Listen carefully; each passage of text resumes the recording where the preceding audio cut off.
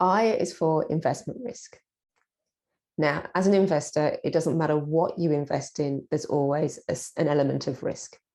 Now, if you're investing in stocks, the stock market can crash. If you're investing in gold, the price of gold can go down. There's always an element of risk there. Now, one of the well-known truths is that the higher the risk, the higher the returns. So as an example, yes, you can put your money into a deposit account with the banks, but at the moment, interest rates are struggling to keep up with inflation.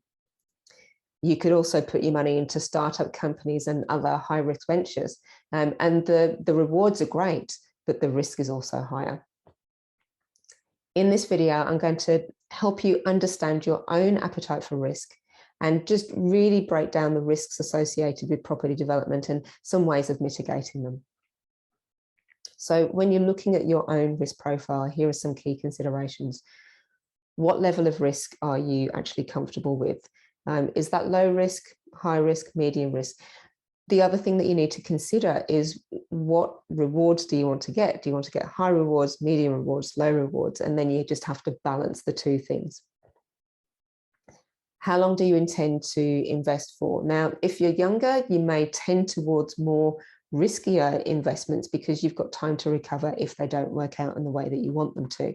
Whereas if you're older, then and closer to retirement age, then you might consider investing in things that have lower amounts of risk, because at this stage of your life, you don't want to lose the money that you've worked so hard to put away.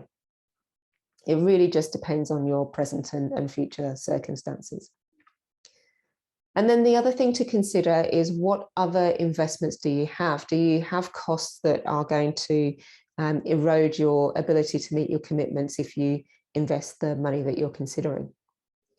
Another thing to consider is liquidity. Now, with stocks and shares, you can buy stocks and shares, and if the market starts tanking, you can take them out.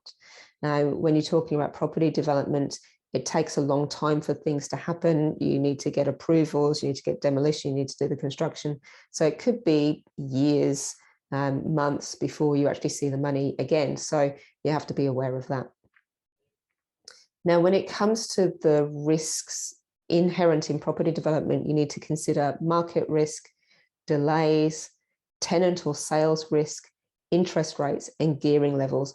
There's more risks involved in property development than I've mentioned here, but the key thing is that it's really important to ask the questions, ask how those risks are being mitigated in that particular project. And then when it comes to the types of projects that you can invest in, if you're looking at low risk, you might be looking at house and land packages, granny flats, co-living. And the reason that they're low risk is that they take a lesser amount of capital to get started, and they're much simpler. Moderate risk developments, so your duplexes, your triplexes, your larger subdivisions, your smaller apartment and townhouse projects. And then you've got high risk projects, which are your apartments, your large land subdivisions, and your retirement villages as well. Whatever project you choose to invest in, you just need to be fully across the details of the development, what the design, construction, and management of the project is going to entail. The danger is that if you don't understand the project, you don't understand how it works, you're going to get a shock, you're going to get over anxious, then you end up relying on other people for your financial future, which means that you're giving away some of your control. The antidote to this is to find developers and projects that offer full transparency through the process. So my advice is to look for a group that gives monthly updates, gives you the ability to talk to the developer, gives you access to the collaboration team, so you can see that it's fully transparent. The thing about property development is that there's a lot of moving parts and things can and do go wrong. So having visibility into the project means that it increases trust and it makes repeat business more likely. So in our next video, we're going to be talking about C is for collaboration.